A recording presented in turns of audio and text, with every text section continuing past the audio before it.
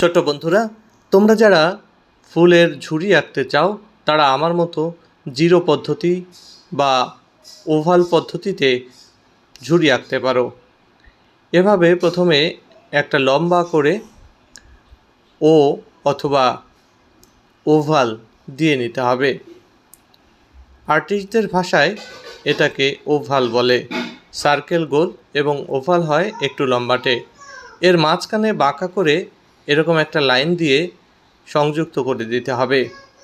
তার নিচে ফুলের ঝুড়ি বা ফুলদানির জন্যে যে পাদানি আছে বা যেটার উপরে সে দাঁড়িয়ে থাকে সেটা এঁকে দিতে হবে। এভাবে এখানে দুইটা লাইন এঁকে দিতে হবে।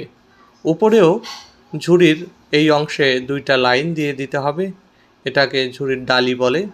এবং এর ঠিক উপরে এমনভাবে ফুল আঁকতে হবে যাতে ফুলের একটা অংশ ফুলের ঝুড়ি বা ফুলদানির মধ্যে দেখা না যায়, সেটি তার মধ্যে থাকবে, দেখা না যায় এরকমভাবে আমি একটা বেশ বড় সাইজের ফুল এঁকে ফেললাম।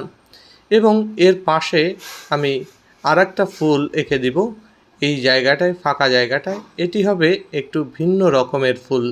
সবগুলো ফুল আমরা একই রকম দিব না। এবং বাম পাশেও আমরা আরেকটি ফুল এঁকে ফেলব। এটি আর এক রকমের একটু ফুল, লম্বাটে লম্বাটে এর বৈশিষ্ট্য রয়েছে। এর নিচে যে ফাঁকা জায়গাটি রয়েছে সেখানেও আর একটা ফুল আমাদের রেখে দিতে হবে।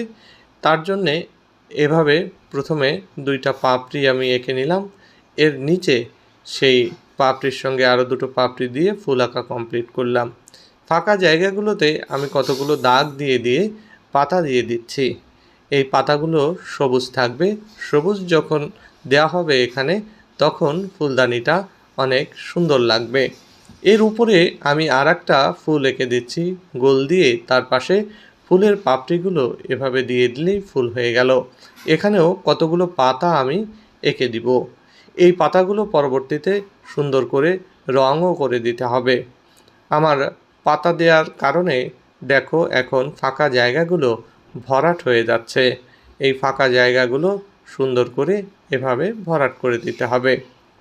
আর ফুল যেহেতু বিভিন্ন কালারের হয়, বিভিন্ন রঙের হয়, এই কালারফুল জিনিসের সঙ্গে সবুজ কালারটা থাকলে অনেক সুন্দর লাগে। মোটামুটি আমার ফুলদানি আঁকা শেষ। এবার ফুলদানিতে এভাবে কতগুলো দাগ দিয়ে দিব, কারণ প্রায় ফুলদানিগুলো বাঁশের ছোট ছোট চাচ দিয়ে বা চটা দিয়ে এগুলো তৈরি করা হয়। তার জন্যে এ ধরনের ডিজাইন বা বৈশিষ্ট্য দেখা যায় এরকম দিয়ে। এবার আড়াআড়িভাবে আমরা অনেকগুলো দাগ দিয়ে দিতে হবে। আমরা দাগ দিয়ে দিচ্ছি। তো এভাবে দাগ দিলে মোটামুটি ফুলদানির আঁকা কমপ্লিট হয়ে যাবে। এরপরে আমাদের এটাকে রং করে দিতে হবে। আমি ফুলে আমার পছন্দ মতো রং দিচ্ছি। তোমরা তোমাদের ইচ্ছা মতো রং দিয়ে দিও। আজকে রং করার পুরো ভিডিও দেখালাম না, কারণ ভিডিওটি তাহলে অনেক বড় হয়ে যাবে। তোমরা এই রং দেখে দেখে অবশ্যই তোমাদের রং করতে পারবে।